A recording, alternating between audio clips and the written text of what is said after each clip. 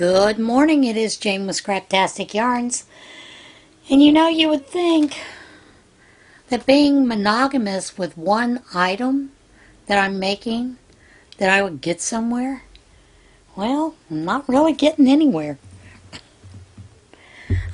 This is that sweater, my comfiest sweater that I'm knitting on. This is the back.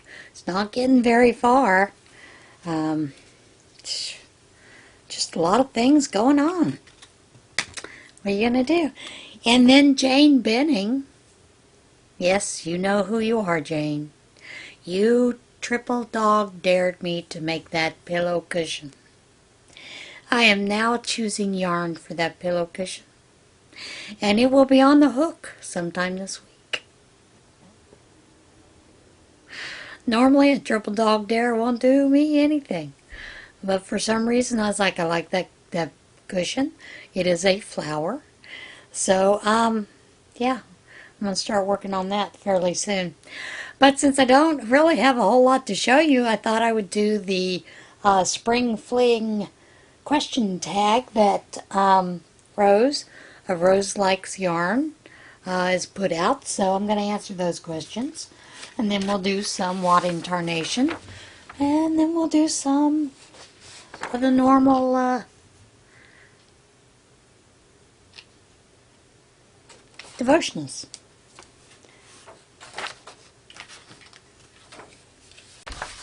All right. The first question is, what do you like to do in the spring that you can't do at other times of the year? Walk along the dike. Generally in the winter, there's snow and ice, and the breeze coming off of it is even colder than normal, so I don't generally walk along the dike to get those steps in. And quite frankly, during winter I don't really work to get a lot of steps in. I'm generally doing that little hula hoop thing and just doing some exercises around the house, some Tai Chi, a couple of things like that. What is my favorite springtime flower? Actually, my favorite flower are yellow roses. Although I do like the yellow buttercups or daffodils. To me, that always signifies that spring is right here. Tulips do the same thing, although I haven't seen any tulips lately. So, yeah. What is your favorite thing about spring? The way the air feels. It feels like it is full of new life. I don't know how else to describe it other than that. What is the weather like in my area in spring? It can be iffy. Normally it can be really nice days.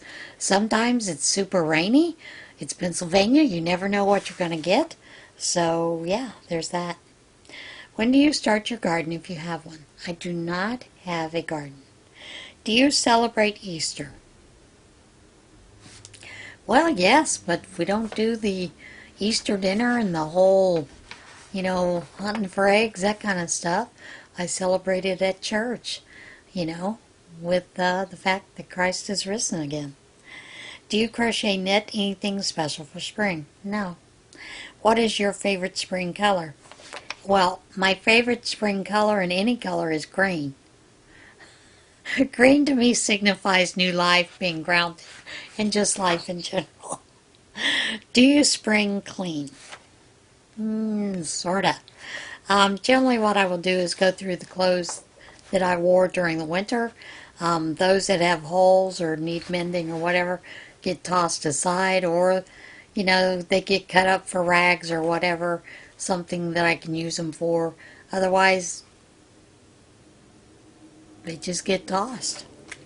Do you go anywhere for spring break? No, I don't. I usually stay right here. And that is about it for the Spring Fling question tag. Who am I going to tag? Petra of Petra's Happy Place.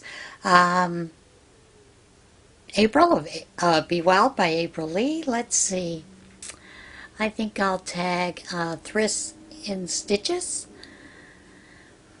Oh, so many of you I would like to tag. I think I'll tag you all. All of you. If you have a channel, do the tag. It's quite interesting to see. All right, let's get on to the what in Tarnation. University of Florida mascot gives out 340 fist bumps in 3 minutes. The University of Florida broke a Guinness World Record when its mascot, Albert Gator, fist bumped students 340 times in 3 minutes. The Gator record breaker event at the Ben Hill Griffin Stadium in Gainesville saw a team of 30 University of Florida students running in a circle and fist bumping Albert as many times as they could in the 3-minute period. A Guinness World Records adjudicator was on hand to witness the attempt for breaking the record for most fist bumps. And they did break it, and the previous record was 220 fist bumps. Do you remember last week when I told you the story about Flaco? Well, we have an update. Anyway, the update is Flaco, the owl who escaped from the Central Park Zoo, will be allowed his freedom. An owl who became a celebrity after he escaped from the Central Park Zoo in New York City and defied capture for weeks will be allowed to keep his freedom for now. Flaco, the Eurasian eagle owl, was sighted Thursday night as zoo staffers tried to lure him with bait, and recordings of eagle owl calls, the Central Park Zoo said in a statement. Though he showed some interest in the calls, the attempt was unsuccessful. As we noted previously, efforts at recovering the bird have proven more difficult since he has been very successful at hunting and consuming the abundant prey in the park. Really? You think? We are going to continue monitoring Flaco and his activities and to be prepared to resume recovery efforts if he shows any sign of difficulty or distress. We will issue additional updates if there is a change in the eagle owl status or our plans change. He has been on the lam since February the 2nd when he escaped his exhibit after it was vandalized. And there has been a huge manhunt looking for him. Bird watchers across the Big Apple have since tried to snag photos of the escaped owl, many of which have been shared online as Flaco has become a local celebrity. As an avid bird watcher, I wonder if it's not a great idea to introduce a huge non-native bird of prey to Central Park, an important stopover for many of our own native birds.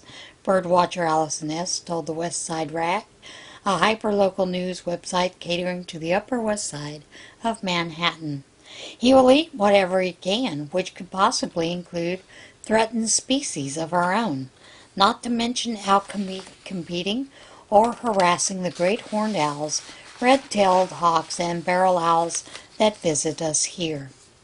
Somehow I feel there are enough rodents in New York City to accommodate them all. Okay, tree trimmer rescues cat stuck in a tree for 3 days? For 2 days.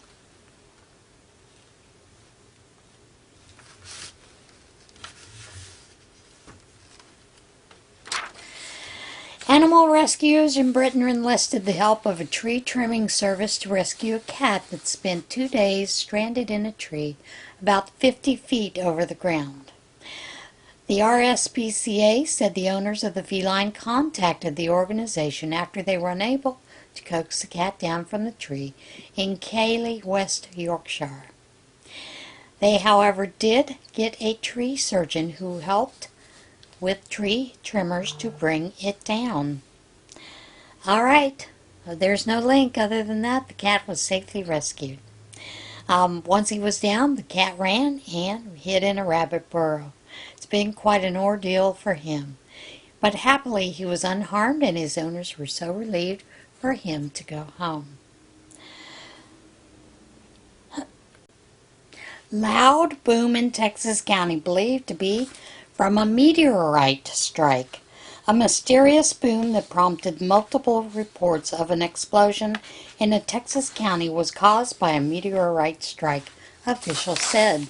Hidalgo County Sheriff Eddie Guerra said numerous reports of a loud explosion were made in the lower Rio Grande Valley near Mission on Wednesday afternoon. Guerra said the sound is now believed to have been caused by a meteorite spotted by two pilots flying near Houston. The meteorite is believed to have struck Earth about 5:28 p.m. Wednesday. The National Weather Service in Brownsville, Texas, confirmed that a satellite system aimed at measuring lightning strikes detected an apparent meteorite at the same time. Guerras tweeted that the exact point of the impact is unknown. He said there are no reports of injuries or property damage. If you find that meteorite, sell it. It's worth some money. Pig that looked cold gets a ride home in Alaska police cruiser. Police in Alaska said a wandering pig that looked cold at the side of a road got a lift home in a patrol cruiser. The Anchorage Police Department posted a photo to Facebook showing the pet pig riding in the back of one of the department's patrol cruisers in Fairview. We got a call from a concerned citizen regarding a pig in Fairview standing on the side of the road who looked cold. The Facebook post reads, "We're all familiar with refrigerated bacon. We just never thought we'd respond to a call for a service related to that topic." Police wrote the portly dude was quite friendly. Officers were able to identify the owners of the pig named Elvis Pigsley, and the pet was returned home.